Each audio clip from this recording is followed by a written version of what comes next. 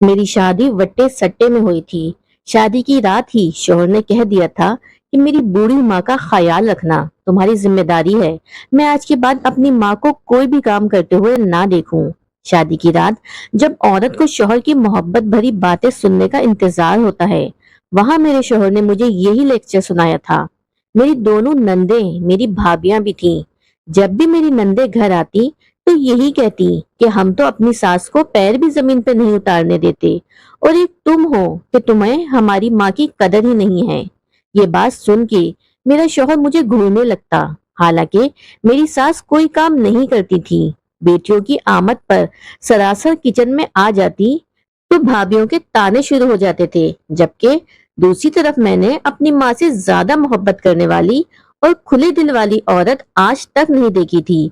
मेरी माँ हमेशा कहती थी कि अच्छे लोगों के साथ हमेशा अच्छा ही होता है और बुरे लोगों के साथ बुरा। फिर मेरी माँ के साथ इतना बुरा क्यों हो रहा था?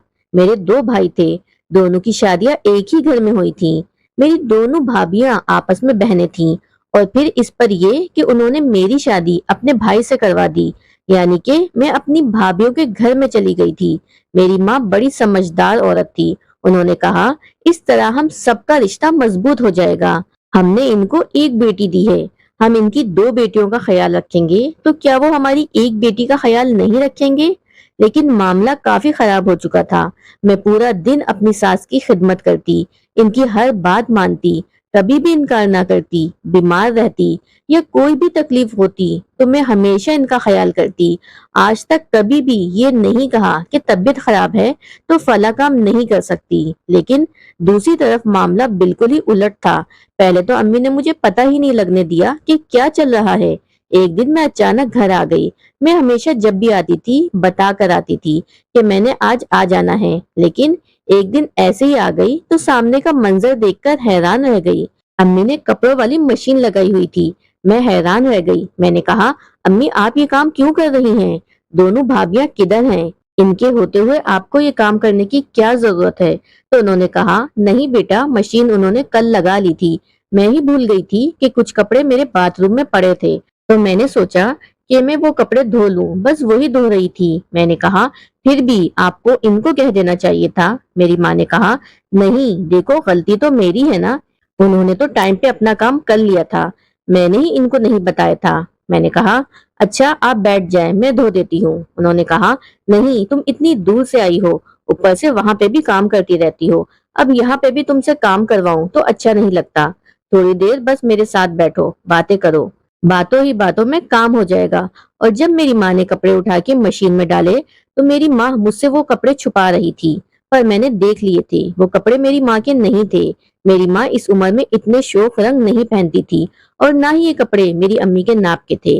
ये तो मेरी भाभीियों के कपड़े थे। मुझे समझ आ गई कि मामला क्या है। मैं खामोश हो गई और मैंने उठ के कपड़े धोना शुरू कर दिए। मेरी माँ ने कहा, बेटा नहीं करो। मैंने कहा, अम्मी आप इनको क्यों सर पे चढ़ा रही हैं? आप इनके कपड़े धो रही हैं और इनको जरा शर्म नहीं आ रही। ये आपसे अपने कपड़े धुलवा रही हैं। आपको पता है इनकी माँ मेरे साथ क्या सलूक करती है?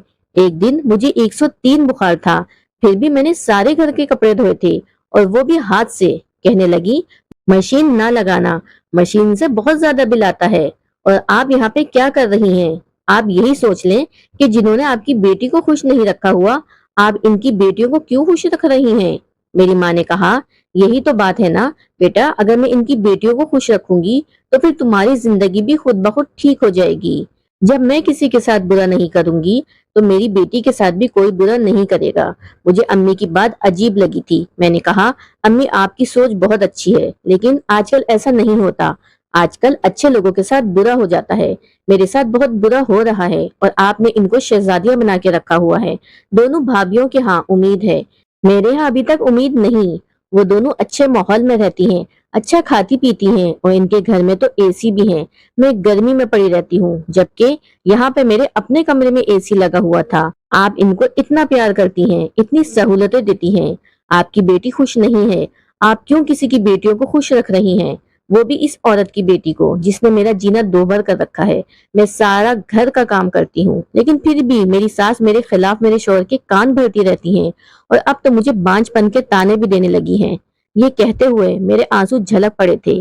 یہ سن کے میری والدہ نے مجھے سینے سے لگا لیا اور تسلی دی۔ میں نے کہا کہ بس چھوڑ دیں، یہ سب کچھ نہ کریں، آپ اس گھر کی بڑی ہیں، حکم چلایا کریں ان پر۔ بیٹے تو آپ کا احترام کرتے ہیں، وہ تو آپ کو کچھ نہیں کہتے کہ ہماری بیویوں کے کام کریں، پھر کیا آپ خود سے یہ سب کچھ کرتی ہیں؟ میرا شوہر اپنی ماں کو خود سے پانی پیتا بھی دیکھ لے تو وہ مجھے گھورنے لگتا ہے، کہتا ہے کہ تم میری ماں کو پانی نہیں دے سکتی، وہ خود اٹھ کر کیوں پی رہی ہیں؟ مگر میری ماں کے تو جواب ہی نرالے تھے۔ میری ماں نے مجھے پھر سے وہی لاجک دی کہ میں کسی کی بیٹی کا خیال رکھوں گی تو لوگ میری بیٹی کا خیال رکھیں گے، لیکن میرے ساتھ تو ایسا کچھ نہیں ہو رہا تھا، میرا تو کوئی خیال نہیں رکھ رہا تھا۔ میرا شوہر اچھا تھا، اس کو میرا احساس تو تھا، لیکن وہ ہر بات پہ یہی کہتا تھا کہ تم ہی بتاؤ میں کیا کروں۔ ایک دن تو کہنے لگا کہ مجھے میرے اپنے ماں باپ پیار نہیں کرتے تو تمہیں کیا پیار کریں گے؟ تم میری بیوی ہو، میں کم پیسے کماتا ہوں، گھر میں خرچ کم دیتا ہوں، اس لیے تمہارے ساتھ اس طرح ہوتا ہے، برداشت کرنا پڑے گا۔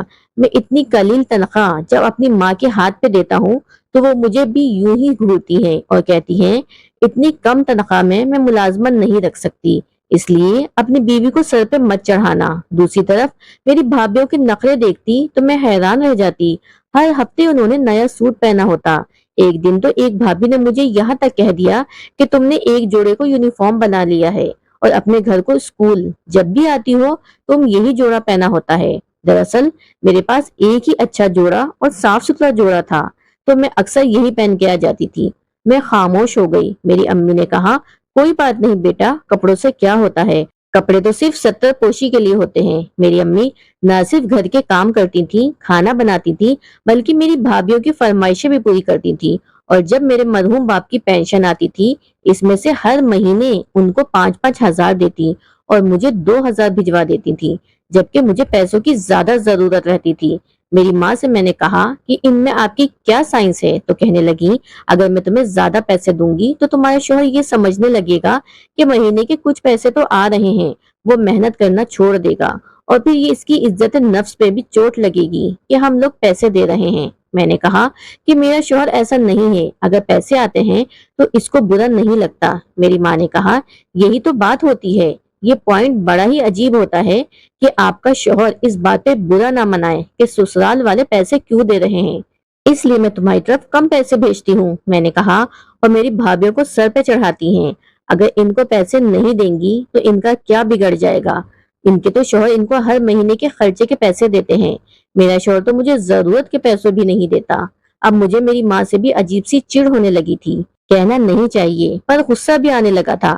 میں نے گھر آنا ہی چھوڑ دیا تھا۔ مجھے رشتہ داروں سے پتہ لگتا کہ میری ماں کی حالت بڑی بری ہے، میری بھابھیوں نے ان کا خیال نہیں رکھا۔ بیٹی تھی اس لیے کیا کرتی، ماں کا غم تو بیٹی ہی محسوس کرتی ہے۔ پھر ملنے چلی جاتی تھی، سوچتی تھی کہ ماں مجھے اپنے بارے میں بتائے گی تو اس کا دل ہلکا ہو جائے گا، لیکن وہ ہمیشہ یہی کہتی تھی کہ سب کچھ ٹھیک ہے، اللہ کا شکر ہے، سب کچھ ٹھیک ہے۔ ایک دن میں نے سالن میں نمک زیادہ کر دیا، میری ساس نے مجھے اتنی باتیں سنائی یہاں تک کہ مجھے دھکا دیا اور میرا سر دیوار سے جا لگا۔ دیوار پہ ایک ٹوٹا ہوا کیل لگا ہوا تھا جو میرے سر میں لگ گیا، اتنا زیادہ خون بہنے لگا، مجھے میرے شوہر ڈاکٹر کے پاس لے گیا تو اس نے کہا کہ ایک ٹانکا بھی لگے گا۔ میرے ساتھ اتنا بڑا مسئلہ بن گیا، میری ساس کی زبان پہ ایک بھی لفظ نہ آیا کہ غلطی سے ہو گیا معاف کر دو، کیونکہ انہوں نے واقعی مجھے اتنی زیادہ زور سے دھکا نہیں دیا تھا، لیکن جس جگہ دھکا دیا تھا وہاں پہ کیل لگا ہوا تھا اور ان کو بھی اس بات کا پتہ نہیں تھا۔ اب پھر بھی ان کی آنکھوں میں کوئی شرم ندامت نہیں تھی۔ میں نے تو اپنی ساس کے ساتھ کبھی کوئی بدتمیزی نہیں کی تھی، بس زندگی اسی طرح گزر رہی تھی جب ایک خبر اڑی کہ میرے دونوں بھائی ایک نیا کاروبار شروع کرنے لگے ہیں۔ میں نے امی سے کہا کہ ان سے بات کریں کہ میرے شوہر کو بھی کاروبار میں شامل کر لیں تاکہ ہمارے گھر میں بھی دو پیسے آنے شروع ہو جائیں۔